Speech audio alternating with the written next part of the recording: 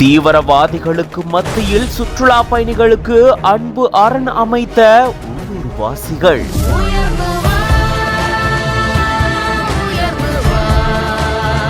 தீவிரவாதிகளை பார்த்து கொஞ்சம் கூட பயப்படாம சுற்றுலா பயணிகளை காப்பாற்றும் முயற்சியில ஈடுபட்டிருக்காங்க. தைரியமா செயல்பட்டு சுற்றுலா பயணிகளை காப்பாற்ற போன உள்ளூர் இஸ்லாமியர் பரிதாபமா உயிரிழந்திருக்காரு.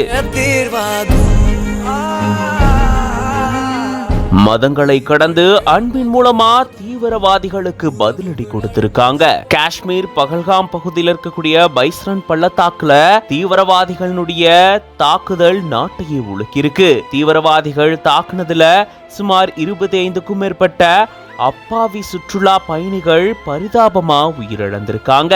இவங்களுடைய உயிரிழப்பு நாட்டையே உலுக்கியிருக்கு. இந்த சூழல்ல உள்ளூர் வாசிகளுடைய தலையீடுனாலதான் இவ்வளோ தாக்குதலுக்கு மத்தியிலையும் பல பேரை காப்பாற்ற முடிஞ்சதா கூறப்படுது. தீவிரவாதிகளை தடுக்கும் முயற்சியில உள்ளூர் வாசிகள் ஈடுபட்டு இருந்திருக்காங்க.